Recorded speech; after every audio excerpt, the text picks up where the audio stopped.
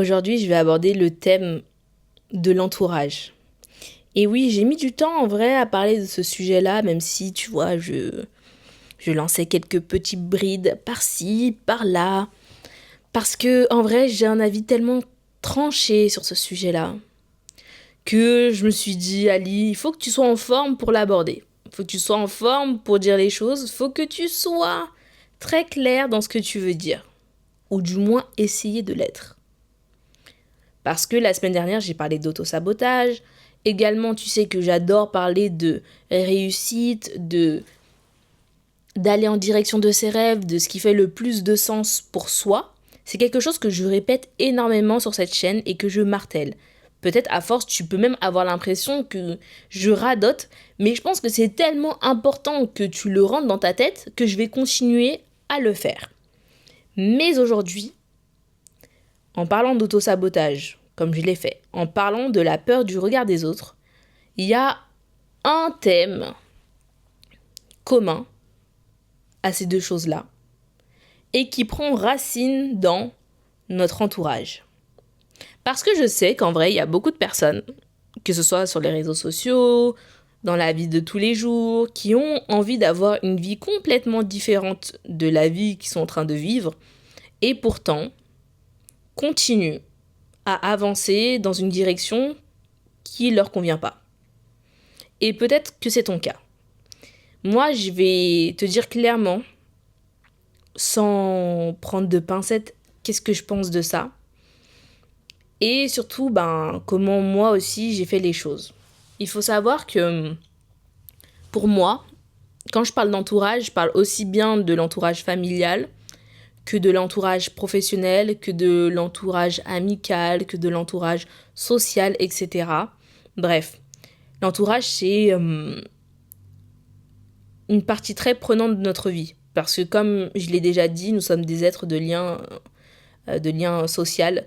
Donc on a besoin des autres pour avancer. On a besoin d'être avec notre tribu, entre guillemets, avec notre communauté, entre guillemets. Et quand je parle de communauté, je parle d'un ensemble de personnes qui nous ressemblent soit physiquement, soit dans l'émotionnel, dans le mental, bref.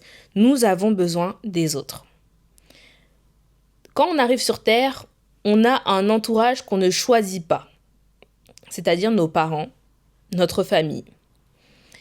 Mais sachez une chose, et que je pense grandement, c'est que pour moi, la famille n'a aucunement de collier d'immunité dans ma vie.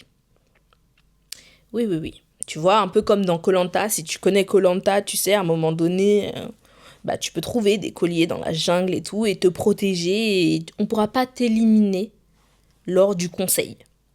Et moi, dans ma vie, il faut savoir que personne, et je dis bien personne, n'a de collier d'immunité à vita aeternam. Ça veut dire de manière illimitée. Parce que je vais t'expliquer ma vision de voir les choses, et je t'invite pas forcément à prendre ma vision, mais plutôt à l'entendre et à prendre du recul sur ce que je suis en train de dire, ok ? En fait, j'estime que une famille qu'on n'a pas choisie, donc on est arrivé, entre guillemets, sur cette terre, avec deux parents, avec des grands-parents, avec des oncles, avec des tantes, etc. C'est des êtres que nous n'avons pas choisis, consciemment dirais-je. Okay, on n'ira pas sur un domaine spirituel comme certains peuvent penser, je vais rester plutôt là sur le terrestre, dirons-nous. Mais en vrai, on n'a pas choisi. Et sur ce principe-là de on n'a pas choisi, j'estime que le personnage principal de notre vie, ça doit être nous-mêmes. Et que notre priorité, numéro 1, c'est notre bien-être. Aussi bien physique, émotionnel, mental, bref, notre bien-être. Qui amène derrière à la paix, ok ? J'estime que si tu fais partie de ma famille et que nous n'avons pas les mêmes valeurs, que nous n'avons pas assez de respect l'un pour l'autre, que tu veux entraver mon bonheur, ma paix, ma sérénité, tu dégages. C'est brut, dit comme ça, mais c'est clairement ça.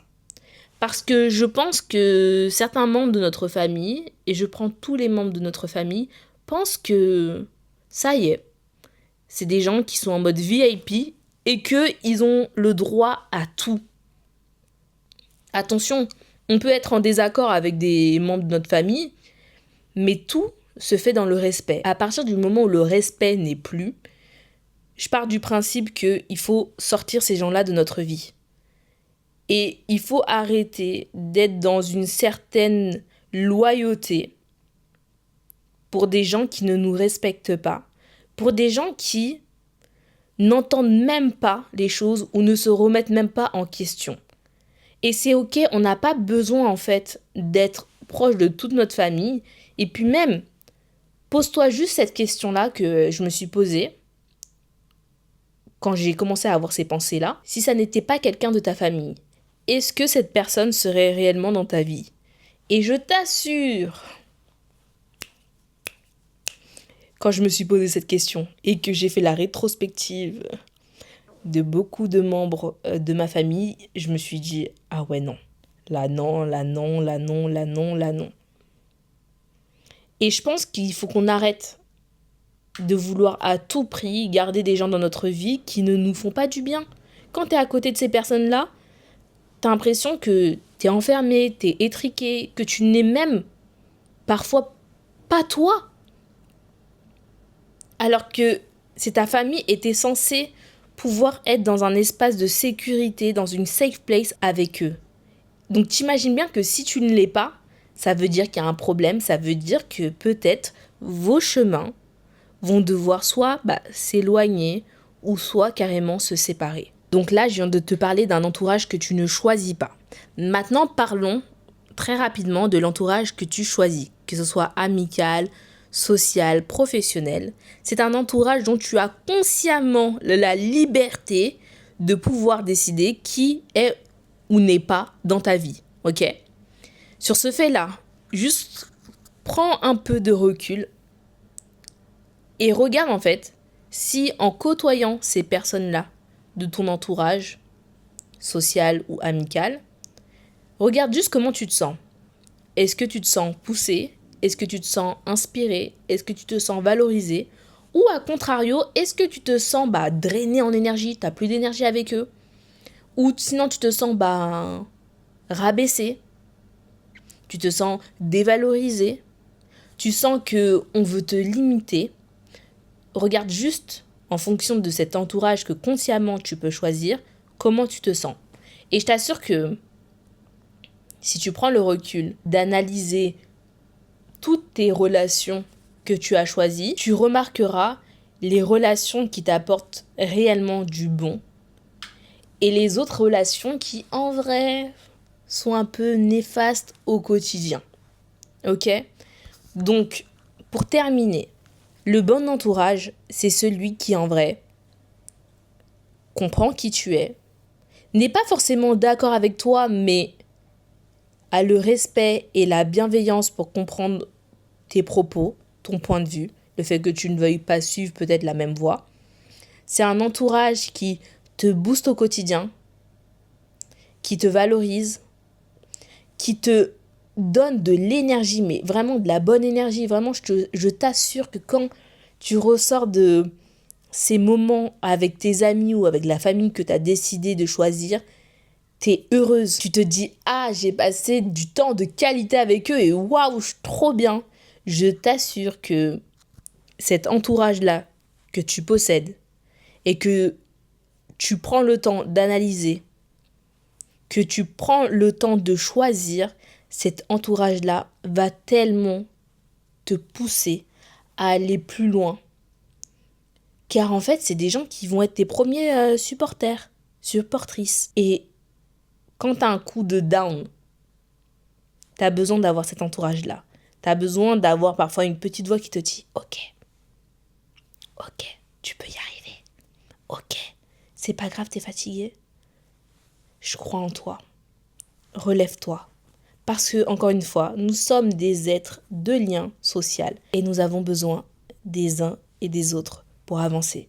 Alors prends le temps de bien choisir ton entourage parce que soit ils vont t'envoyer dans les cieux, ou soit ils vont te mettre plus bas que terre. Et nous, ce qu'on veut, c'est direction en haut, avec les meilleurs. D'ici là, prends soin de toi, choisis le bon entourage, fais le tri dans ce que tu dois virer, parce que nous sommes à la fin de l'année, il ne faut pas hésiter à clôturer une page avant cette nouvelle année. Vraiment, il n'y a pas de souci. C'est le bon moment. Dernier mois de l'année, let's go. On choisit avec qui, en vrai, ou plutôt tu choisis avec qui tu as envie de démarrer cette nouvelle année et ce nouveau cycle. On se retrouve même place, même endroit. Peace!